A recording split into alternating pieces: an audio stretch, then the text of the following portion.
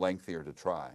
Let's go into the future. What would you recommend, or from your vantage point, what are some of the recommendations you'd make to a community like Oakland and to the people of Oakland to be able to help you be more effective and your office be more effective in addressing and dealing with reduction of crime, both property and violent crime? Okay.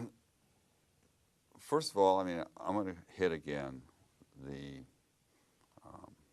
need for increased police presence in a lot of different areas. Then I'll get to the Sure. people more. I mean, for example, and there's no one to blame on this, but if your car is broken into in Oakland, you can call the police. You will probably fill out a police report online for your insurance purposes, and you may never see a police officer. And that's because they're out running around doing other things. Mm-hmm. If you're in the city of Alameda, okay, and your car is broken into, a police officer will come. Most all of them are trained, it's very simple to do, to throw a little powder around for fingerprints. If they get something, they have their own little system. There's also a statewide system, but it's more complicated. They have their own little automated fingerprint comparison system where they have all their Alameda crooks in it. Right.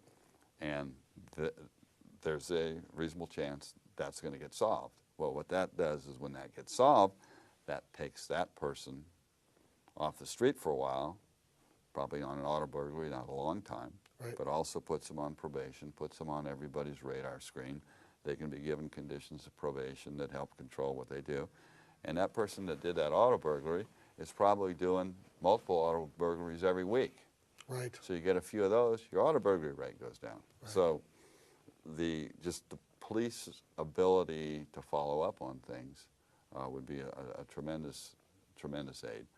As far as people need to realize that in crimes, most crimes, particularly crimes of violence, whether it's murders or assaults or robberies, sexual assaults, we can't do anything ourselves. We need to go to court, and we need to have witnesses that get up and are sworn and tell the truth in the courtroom. There's a hearsay rule that Sure. we've had forever in our judicial system, and somebody can't get up and say, well, this is what somebody told me happened. The person that knows what happened has to get up. And that's a big problem now in a lot of these cases. I mean, people that are out in the neighborhoods are reluctant to come in, and it's hard to blame them. And it's kind of a vicious cycle. Right. So until people get into the practice of stepping forward and, literally testifying, yeah. it's difficult for you to prove your case. Or Well, make we your can't. case, right? It's not difficult. We can't. Right. So you can't even go to trial if you Right. don't have someone. Yeah. I mean, you need to have people that come into court and tell the jury what happened. Right. And without that, you don't have a case. Right. And that's just absolutely critical. And there are a whole bunch of issues around that in terms of witness intimidation, witness relocation protection, and really a mindset in the community that, damn it, we've had enough and we're going to stand up. Right. How many people would you say right now are incarcerated waiting trial? You can give me a county-wide number if you don't have a number. Yeah. Well, there are about 4,000 people that are in county custody. Some of those are on contract with the state for parole violators. Some of those are serving time. Some of those are, from jurisdictions outside of Oakland. And I don't have a number, but I would probably say from Oakland it would probably be between 1,500 and 2,000 maybe, and which is just a guess. Sure, and then looking at a population of 4,000 approximate, that's pretty near capacity then for the county jail. Yeah, it's pretty close. And then when we look at parolees, we have, I think it's about 3,000 a year that come into Oakland. And so just if you know the figure, what number would you say are then those who are parole violators that end up in the county jail? Well, I think most of the parole violators, if they don't go back for at least a long period of time, are I think, kept at Santa Rita under this contract. So I really don't have a number for you. The sheriff probably greater than 10% considering the numbers. Yeah, the sheriff tracks that. Right. So you know, the DA is an elected role.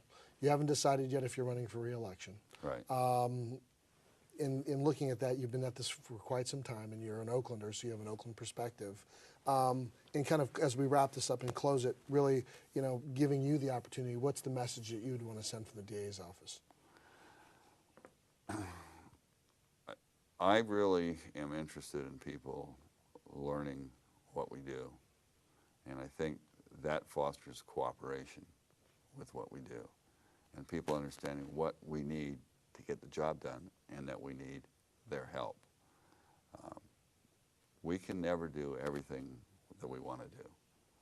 With our limited resources, limited judicial resources, limited police resources, so we do like you do in a lot of things, like they do in an emergency hospital. We triage.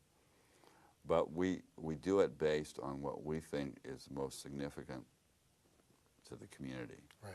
Obviously, crimes of violence against other individuals are the ones that are given the top priority. Also, certain problem areas that need to get additional focus. And I think we do, within the limitations we have, a pretty good job of that. But what we need is, we cannot, and I keep saying, we cannot do it alone. Right. And the police cannot do it alone.